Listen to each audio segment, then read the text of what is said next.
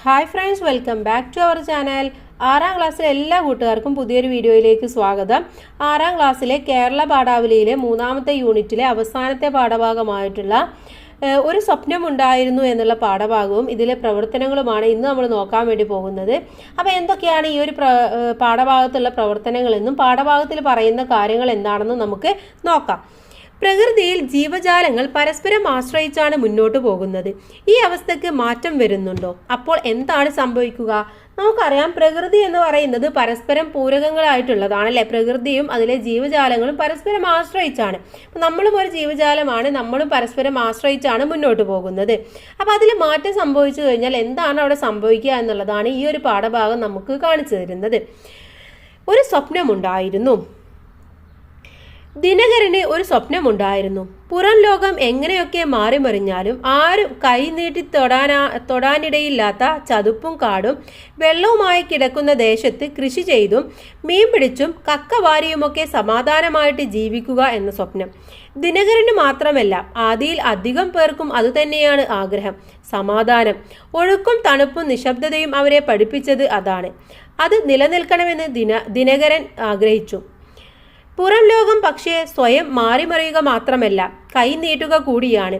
എന്തും വേരോടെ പറിച്ചെടുക്കാൻ ശേഷിയുള്ള ഉരുക്കു കൈകൾ കൊണ്ട് പുറം ലോകം കൊച്ചു പ്രദേശങ്ങളെ കോരി മാറ്റിക്കളയുന്നു.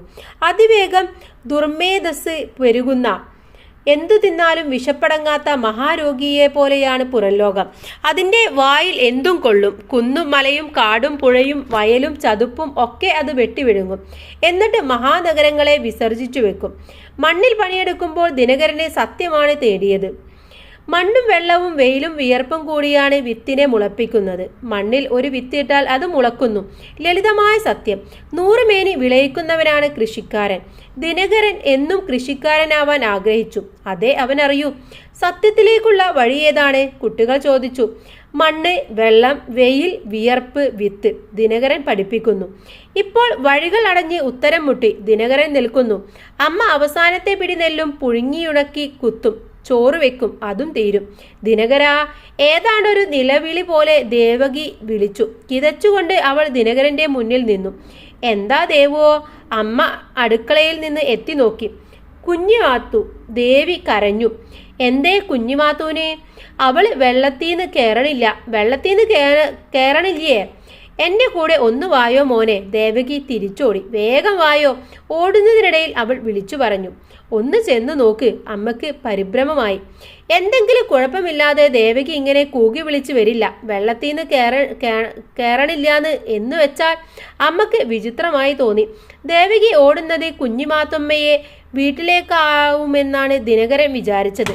പക്ഷേ വയലുകളും വരമ്പുകളും കടന്ന് മുട്ടോളം മുങ്ങിയ ചെളിയിലും ചതുപ്പിലും ചവിട്ടി നീളം പുല്ലുകളും കുറ്റിച്ചെടികളും വകഞ്ഞുമാറ്റി ദേവകി ഗണേശ സുബ്രഹ്മണ്യത്തിന്റെ സ്ഥലത്തേക്ക് കയറിപ്പോകുന്നത് കണ്ടപ്പോൾ അയാൾക്ക് അസ്വസ്ഥത തോന്നി. ആരും ഇപ്പോൾ ആ ഭാഗത്തേക്ക് വരാറില്ല. മണ്ണിട്ട് നശിപ്പിച്ച തണ്ണീർത്തടത്തിനു മീതെ പലമാതിരി സൗധങ്ങളുടെ അസ്ഥിവാരങ്ങൾ ഉയരുന്നുണ്ട്. വെള്ളത്തിൽ വരച്ച വര പോലെയല്ല മണ്ണിൽ വരക്കുന്ന വരകൾ. ദൃഢമായതും സുനിശ്ചിതവുമായ അതിരുകൾ. കൃത്യമായി അളന്നു തിരിച്ച് ചിലതിന് കമ്പിവേലി, ചിലതിന് മതിൽക്കെട്ട്. മണ്ണിനടിയിൽ കുഴിച്ചു മൂടപ്പെട്ടത് ദേശത്തിനു മുഴുവൻ അന്നം തന്നിരുന്ന തണ്ണീർത്തടമാണ്. ആഴമേറിയ സ്നേഹത്തിന്റെ ഉടമ്പടിയിലായിരുന്നു അവരും ആ തടാകവും. അവർ മാത്രമല്ല, മീനുകളും തവളകളും ഞണ്ടുകളും കക്കകളും പക്ഷികളും ശലഭങ്ങളും ഇഴജന്തുക്കളും പുല്ലും ചെടിയും കണ്ടലുമൊക്കെ ഒരു ജല ഉടമ്പടിയിൽ ഒപ്പിട്ടവരാണ്. നീ ഞങ്ങൾക്ക് വെള്ളവും ഉപജീവനവും തരും. ഞങ്ങൾ നിന്നിൽ വേല ചെയ്യുകയും നിന്നെ പരിപാലിക്കുകയും ചെയ്യും. ഉടമ്പടി ലംഘിച്ചവന്റെ കുറ്റബോധത്തോടെയും ആത്മനിന്ദയോടെയും ദിനകരൻ നിൽക്കുന്നു. മണ്ണിനടിയിൽ കിടക്കുന്നത് അനേകം തലമുറകളെ ഊട്ടിവളർത്തിയ മഹാനീർത്തടമാണ്. ഇനിയും അനേകം തലമുറകളെ ഊട്ടിവളർത്താൻ കെൽപ്പുണ്ടായിരുന്നവൾ. ജീവൻ കൊടുത്തും പരിപാലിക്കേണ്ടതായിരുന്നു. പരിപാലിച്ചില്ല. വേഗമായോ കുട്ടി, ദേവകി വിളിച്ചു പറഞ്ഞു.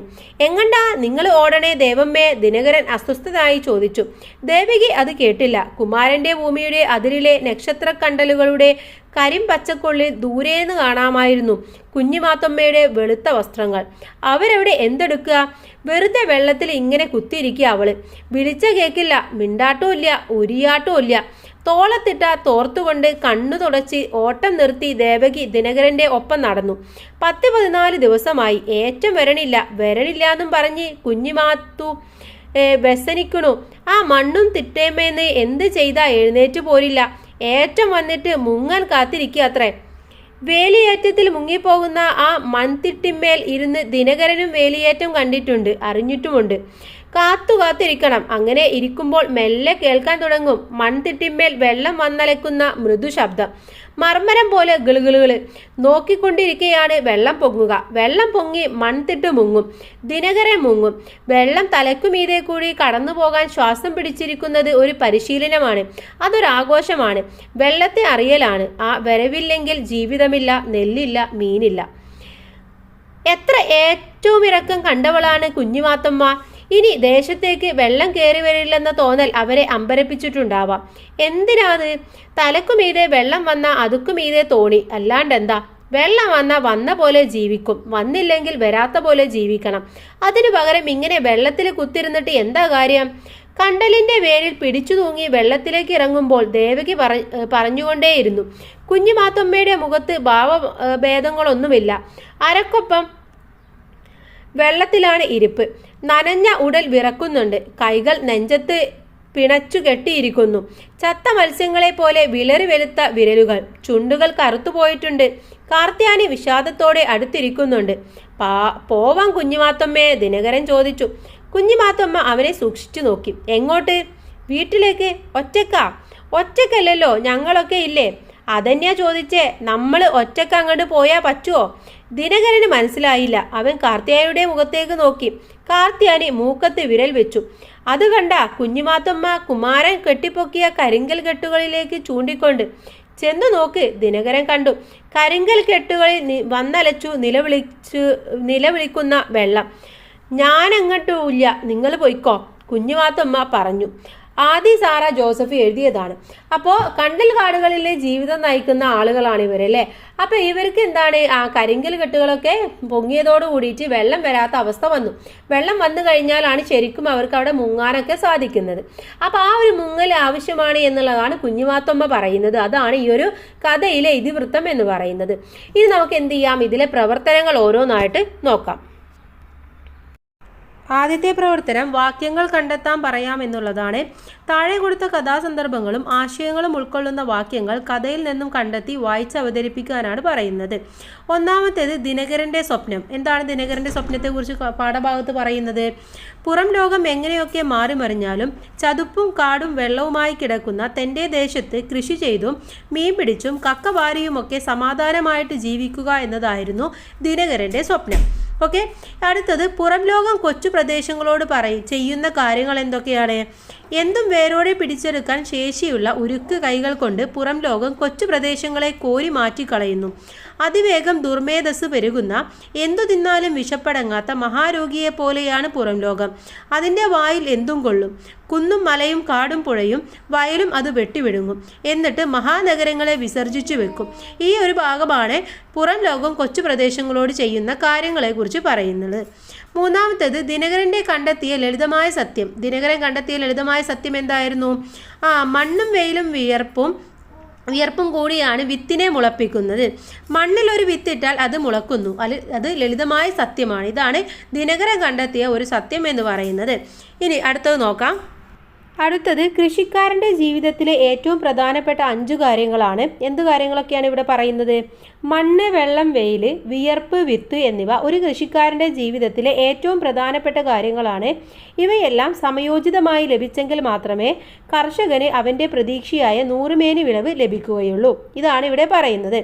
അടുത്തത് ദിനകരൻ്റെ അമ്മയ്ക്ക് വിചിത്രമായി തോന്നിയ സംഭവം. എന്ത് സംഭവമായിരുന്നു? കുഞ്ഞുമാധു വെള്ളത്തിൽ നിന്ന് കയറുന്നില്ല എന്ന് ദേവകിയുടെ പറച്ചിലാണ് അമ്മയ്ക്ക് വിചിത്രമായി തോന്നിയത്. എന്തെങ്കിലും കുഴപ്പമില്ലാതെ ദേവകി ഇങ്ങനെ കൂക്കി വിളിച്ചു വരില്ല എന്ന ചിന്ത അമ്മയ്ക്ക് ഉണ്ടാവുകയും ചെയ്യുന്നു. ആറാമത്തേത് ഗണേശ സുബ്രഹ്മണ്യത്തിൻ്റെ സ്ഥലത്തിൻ്റെ അവസ്ഥ എങ്ങനെയായിരുന്നു? ഇപ്പോൾ ഒരു ദേശത്തിന് മുഴുവൻ അന്നം തന്നിരുന്ന തണ്ണീർത്തടം മണ്ണിട്ടു മൂടിയിരിക്കുന്നു. അതിനു മീതെ പലതരത്തിലുള്ള മാളികകളുടെ അസ്ഥിവാരങ്ങൾ ഉയർന്നു വന്നിരിക്കുന്നു. അവിടെ അതിരുകൾ കൃത്യമായി അളന്നു തിരിച്ച് ചിലതിന് കമ്പിവേലിയും ചിലതിന് മതിൽ കെട്ടും സ്ഥാപിച്ചിട്ടുണ്ട്. അതായിരുന്നു ആ ഒരു സ്ഥലത്തിൻ്റെ അപ്പോഴത്തെ അവസ്ഥ എന്ന് പറയുന്നത്. അടുത്തത് ഏഴാമത്തേതാണ്. ആദിയിലെ തടാകം ദേശവുമായി ചെയ്ത സ്നേഹത്തിൻ്റെ ജല ഉടമ്പടി എന്തായിരുന്നു? മനുഷ്യരും തടാകവും തമ്മിൽ ആഴമേറിയ സ്നേഹബന്ധത്തിലും പരസ്പരാശ്രയത്തിലുമായിരുന്നു നിലനിന്നിരുന്നത്. തടാകം മനുഷ്യനെ വെള്ളവും ഉപജീവനവും നൽകുമ്പോൾ അതിനു പകരമായി മനുഷ്യൻ തടാകത്തിനെ പരിപാലിക്കുകയും വേല ചെയ്യുകയും ചെയ്യണമെന്നായിരുന്നു ഇവർക്കിടയിലെ ഉടമ്പടി എന്ന് പറയുന്നത്. എട്ടാമത്തേത്, ഒരു ആഘോഷമായും വെള്ളത്തെ തിരിച്ചറിയലായും വിശേഷിപ്പിച്ച കാര്യം എന്തായിരുന്നു? അവിടെ പറയുന്നുണ്ട് അല്ലേ, വേലിയേറ്റത്തെ നോക്കിക്കൊണ്ടിരിക്കെ തന്നെ വെള്ളം പൊങ്ങുകയും അത് തലക്ക് മീതെ കൂടി കടന്നു പോവുകയും ചെയ്യുമ്പോൾ ശ്വാസം പിടിച്ചിരിക്കുന്നത് ദിനകരന് ഒരു ആഘോഷവും പരിശീലവുമാണ്. വെള്ളമില്ലെങ്കിൽ ജീവിതമില്ല, ഉപജീവന മാർഗങ്ങളില്ല എന്നത് ഒരു തിരിച്ചറിവാണ്. വെള്ളത്തിൻ്റെ പ്രാധാന്യത്തെ അറിയലാണ് ഇവിടെ സൂചിപ്പിക്കുന്നത്. അപ്പോൾ വെള്ളം എന്ന് പറയുന്നത് എന്താണ്? ആഘോഷമാണ്, അതുപോലെ തന്നെ ഒരു തിരിച്ചറിവുമാണെന്ന് ഇതിലൂടെ മനസ്സിലാക്കാൻ വേണ്ടി പറ്റും. അടുത്തത് ഒൻപതാമത്തേൽ, വെള്ളത്തിലിറങ്ങിയിരിക്കുന്ന കുഞ്ഞിമാത്തമ്മയുടെ രൂപവും ഭാവവും എങ്ങനെയുള്ളതായിരുന്നു? വേലിയേറ്റം വരാത്തതിൽ വിഷമിച്ച് അരക്കൊപ്പം വെള്ളത്തിലിരിക്കുന്ന കുഞ്ഞിമാത്തമ്മയുടെ ഉടൽ വിറക്കുന്നുണ്ട്. വിരലുകൾ ചത്ത മത്സ്യങ്ങളെ പോലെ വിളറി വെടുത്തിരിക്കുന്നു. ചുണ്ടികൾ കറുത്തുപോയി. മുഖത്ത് യാതൊരു ഭാവഭേദങ്ങളും ഇല്ലാതെയുള്ള ഇരിപ്പായിരുന്നു കുഞ്ഞിമാത്തമ്മയുടേത്. ഇനി അവസാനത്തേത്, കുഞ്ഞിമാത്തമ്മ ദിനകരനോട് പറഞ്ഞ മറുപടി എന്തായിരുന്നു? അതെന്നെ ചോദിച്ചേ, നമ്മൾ ഒറ്റയ്ക്ക് അങ്ങോട്ട് പോയാൽ പറ്റുമോ? ഞാൻ എങ്ങോട്ടും ഇല്ല, നിങ്ങൾ പോയിക്കോ. ഇതായിരുന്നു കുഞ്ഞിമാത്തമ്മ ദിനകരനോട് പറഞ്ഞ മറുപടി എന്ന് പറയുന്നത് അല്ലേ. ഇനി നമുക്ക് അടുത്ത പ്രവർത്തനങ്ങളിലേക്ക് കിടക്കാം. കുഞ്ഞിമാത്തമ്മയും വെള്ളവും തമ്മിലാണ്. കുഞ്ഞിമാത്തമ്മയുടെ മുഖത്ത് ഭാവഭേദങ്ങളൊന്നുമില്ല. അരക്കൊപ്പം വെള്ളത്തിലാണ് ഇരിപ്പ്. കരിങ്കൽ കെട്ടുകളിൽ വന്നലച്ചു നിലവിളിക്കുന്ന വെള്ളം. കുഞ്ഞിമാത്തമ്മയോടും ആദിയിലെ മറ്റുള്ളവരോടും വെള്ളത്തിന് എന്തെല്ലാമോ പറയാനുണ്ടായിരുന്നു. കുഞ്ഞിമാത്തമ്മയ്ക്ക് കരിങ്കൽ കെട്ടുകളിൽ നിലവിളിച്ചുകൊണ്ട് വന്നലയ്ക്കുന്ന ആ വെള്ളത്തിനോടും ചിലത് പറയാനുണ്ടായിരുന്നു. അപ്പോൾ വെള്ളവും ആ കുഞ്ഞിമാത്തമ്മയും തമ്മിലുള്ള സംഭാഷണമാണ് നമ്മൾ എഴുതേണ്ടത്. കുഞ്ഞിമാത്തമ്മ എന്തൊക്കെ കാര്യങ്ങൾ പറയും, വെള്ളവും കുറേ കാര്യങ്ങൾ പറയും അല്ലേ. അപ്പോൾ അത്തരത്തിൽ നമുക്ക് ഒരു സംഭാഷണം എഴുതി നോക്കാം. വെള്ളവും കുഞ്ഞിമാത്തമ്മയും തമ്മിലുള്ള ഒരു സംഭാഷണമാണല്ലേ. കുഞ്ഞിമാത്തമ്മ: പ്രിയപ്പെട്ടവനെ, നിന്നെ ഞാൻ പഴയ പോലെ കാണാൻ കഴിയുന്നില്ലല്ലോ. വെള്ളം: പഴയ പോലെ സ്വാതന്ത്ര്യത്തോടെ എല്ലായിടത്തും ഒഴുകി നടക്കാൻ എനിക്കിപ്പോൾ കഴിയുന്നില്ലല്ലോ അമ്മേ. ഇന്നിപ്പോൾ വല്ലാത്ത ഒരു വീർപ്പുമുട്ടലിലാണ് ഞാൻ. കുഞ്ഞിമാത്തമ്മ: എനിക്കറിയാം, നിന്നെ ഒരുപാട് നേരമായി ഞാൻ കാത്തിരിക്കുന്നു. നീ ഇല്ലാതെ ഇവിടെ ഒരു സന്തോഷവുമില്ല. വെള്ളം: എന്തിനാ അമ്മേ എന്നെ ഇങ്ങനെ മണ്ണിനടിയിൽ തടഞ്ഞു വെക്കുന്നതും കുഴിച്ചു മൂടുന്നതും? കുഞ്ഞിമാത്തമ്മ: എനിക്കറിയില്ല പ്രിയപ്പെട്ടവനെ. വികസനമെന്നോ വളർച്ചയെന്നോ എന്തെല്ലാമോ പേരിട്ടാണ് അവർ വിളിക്കുന്നത്.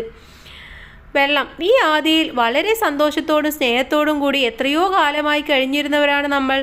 എന്നെ ഇങ്ങനെ തടഞ്ഞു നിർത്തിയിട്ട് എന്ത് വികസനമാണ് അവർക്ക് ലഭിക്കുന്നത്? കുഞ്ഞിമാത്തമ്മ: എനിക്കറിയില്ല. അവർ ഇതെല്ലാം ചെയ്യുന്നതിന് മുന്നേ ഞാൻ നിന്നെ കാത്തു സൂക്ഷിക്കണമായിരുന്നു. പക്ഷേ എനിക്കതിന് കഴിഞ്ഞില്ല. അതിൻ്റെ ഫലമാണ് ഞങ്ങൾ ഇപ്പോൾ അനുഭവിക്കുന്നത്. വെള്ളം: സാരമില്ല അമ്മേ, എൻ്റെ വിധി ഇങ്ങനെയായിരിക്കും. സങ്കടത്തോടെ വെള്ളം നോക്കിയിരിക്കുന്നു. അപ്പോൾ ഇങ്ങനെ ഇനിയും ഒരുപാട് കാര്യങ്ങൾ വേണമെങ്കിൽ വെള്ളത്തിനും കുഞ്ഞിമാത്തമ്മക്കും സംസാരിക്കാം അല്ലേ. അപ്പോൾ അതൊക്കെ വേണമെങ്കിൽ നിങ്ങൾക്ക് ഇൻക്ലൂഡ് ചെയ്യാം, അല്ലെങ്കിൽ ഇത്തരത്തിൽ ഈ രീതിയിൽ നിങ്ങൾക്ക് എഴുതി തയ്യാറാക്കാം. അടുത്ത പ്രവർത്തനം നോക്കാം. നിങ്ങളുടെ പ്രതികരണമാണ്. ഗാന്ധിജി ഇങ്ങനെ പറഞ്ഞു: എല്ലാ മനുഷ്യരുടെയും ആവശ്യങ്ങൾക്കുള്ള വിഭവങ്ങൾ ഭൂമിയിലുണ്ട്, എന്നാൽ ഒരാളുടെയും ആർത്തി തീർക്കാനുള്ള വിഭവങ്ങൾ ഭൂമിയിലില്ല. ആദിയിലെ മനുഷ്യരുടെ കഥ ഭൂമിയുടെ നിലനിൽപ്പുമായി ബന്ധപ്പെട്ട ചില പ്രധാന കാര്യങ്ങൾ പറയുന്നുണ്ട്. ഗാന്ധിജിയുടെ വാക്കുകൾ കൂടി ഈ കഥയുമായി ചേർത്ത് വായിക്കുമ്പോൾ നിങ്ങളുടെ മനസ്സിൽ തെളിഞ്ഞു വരുന്ന കാര്യങ്ങൾ ഉൾക്കൊള്ളിച്ച് പ്രതികരണ കുറിപ്പ് തയ്യാറാക്കാനാണ് പറയുന്നത്. അപ്പോൾ എന്തുകൊണ്ടാണ് ഗാന്ധിജി ഇങ്ങനെ പറഞ്ഞത്, എന്താണ് അതിൻ്റെ അർത്ഥഫലങ്ങളെന്നും നമ്മൾ പഠിച്ച പാഠഭാഗത്തിലെ കാര്യങ്ങൾ കൂടെ നമുക്ക് എഴുതിയിട്ട് ഈ ഒരു പ്രതികരണം തയ്യാറാക്കാം. മനുഷ്യൻ്റെ ആവശ്യങ്ങൾക്കുള്ള വിഭവങ്ങൾ നമ്മുടെ ഭൂമിയിലുണ്ട്, പക്ഷേ ആഗ്രഹങ്ങളും ആർത്തികളും തീർക്കാനുള്ള ഒന്നും ഇവിടെയില്ല എന്ന് ഗാന്ധിജിയുടെ വാക്കുകളിലൂടെ നമുക്ക് വ്യക്തമായി മനസ്സിലാകുന്നു. അതുപോലെ ആദി ജലത്തിൻ്റെ നാടാണ്. ആദിയിലുള്ളവർ ജലവുമായി അത്രയേറെ ചേർന്നു ജീവിക്കുന്നു. ആദിക്ക് ചുറ്റും കായലാണ്. മണ്ണും വെള്ളവും അനുഗ്രഹിച്ച ദേശമാണെന്ന് നോവലിൽ പറയുന്നു. എന്നാൽ വയലുകൾ നികത്തുകയും നഗരമാലിന്യം തള്ളുകയും ചെയ്യാൻ തുടങ്ങിയതോടുകൂടി ആദി വാസയോഗ്യമല്ലാതായി മാറുന്നു. പ്രകൃതി അതിൻ്റെ വിഭവങ്ങളും എല്ലാ ജീവജാലങ്ങൾക്കുമായി നൽകുന്നു. മൃഗങ്ങളും പക്ഷികളും അവയ്ക്ക് വേണ്ടത് മാത്രം എടുത്ത് ബാക്കി നാളേക്കായി കരുതി വെക്കുന്നു. എന്നാൽ മനുഷ്യൻ നാളേക്കായി മാറ്റിവെക്കുന്നില്ല എന്ന് മാത്രമല്ല, പ്രകൃതി വിഭവങ്ങളെ ചൂഷണം ചെയ്യുക കൂടിയാണ് ചെയ്യുന്നത്. സമ്പന്നമായ മനുഷ്യ വിഭവങ്ങളുടെ ശോഷണവും തകരുന്ന ആവാസ വ്യവസ്ഥയും ഇതിലൂടെ നമുക്ക് കാണാൻ കഴിയുന്നു. ഇനി വരുന്ന ഒരു തലമുറയ്ക്ക് ഈ പ്രകൃതി ഉപയോഗിക്കാൻ സാധിക്കുമോ എന്നുള്ള ചോദ്യവും ഇവിടെ ഉയരുന്നുണ്ട്. അപ്പോൾ ഗാന്ധിജി പറഞ്ഞ പോലെ തന്നെയാണ്, മനുഷ്യൻ്റെ ആർത്തിയാണ് ഇതിനെല്ലാം കാരണം എന്ന് നമുക്ക് പറയാൻ വേണ്ടി പറ്റും അല്ലേ. അടുത്ത പ്രവർത്തനം കുഞ്ഞുമാത്തമ്മ എന്ന കഥാപാത്രമാണ്. വെറുതെ വെള്ളത്തിൽ ഇങ്ങനെ കുത്തിരിക്കുക അവൾ. വിളിച്ച കേൾക്കില്ല, മിണ്ടാട്ടുമില്ല, ഉരിയാട്ടുമില്ല. ഏറ്റവും ഇറക്കവും കണ്ടവളാണ് കുഞ്ഞുമാത്തമ്മ.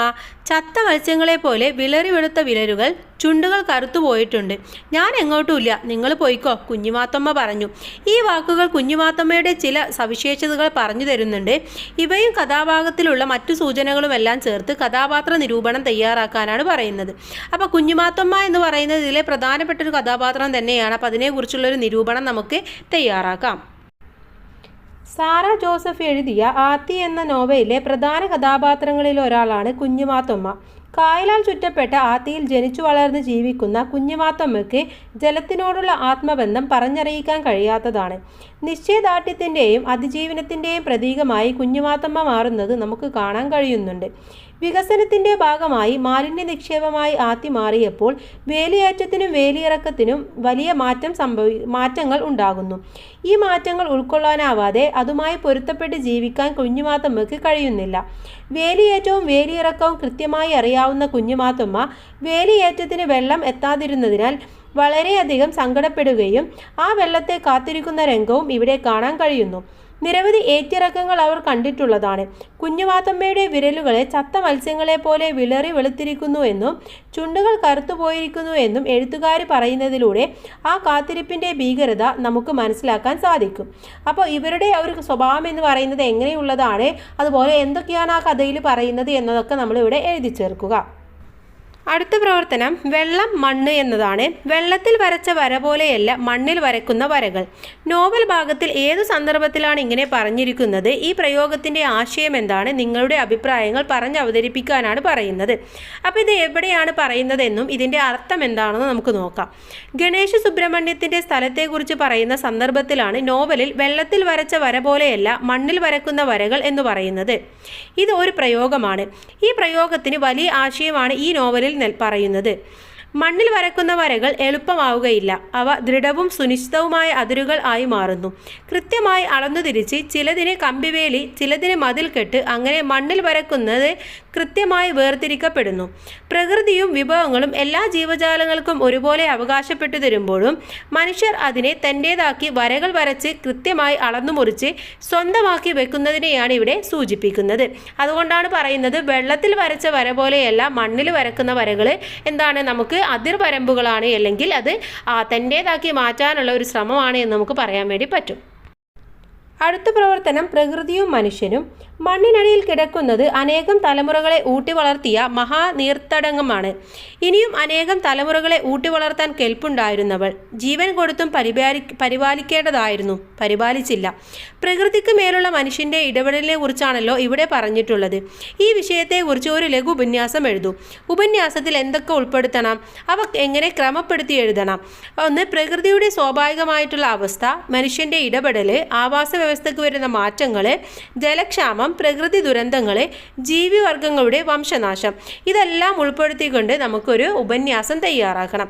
അപ്പോൾ ഈ എല്ലാ കാര്യങ്ങളും നിങ്ങളുടെ ഉപന്യാസത്തിൽ നിങ്ങൾ പരാമർശിക്കണം എന്ന് മാത്രം. ഓക്കെ, അപ്പോൾ നമുക്ക് അത്തരത്തിലുള്ള ഒരു ഉപന്യാസം കൂടെ നോക്കാം.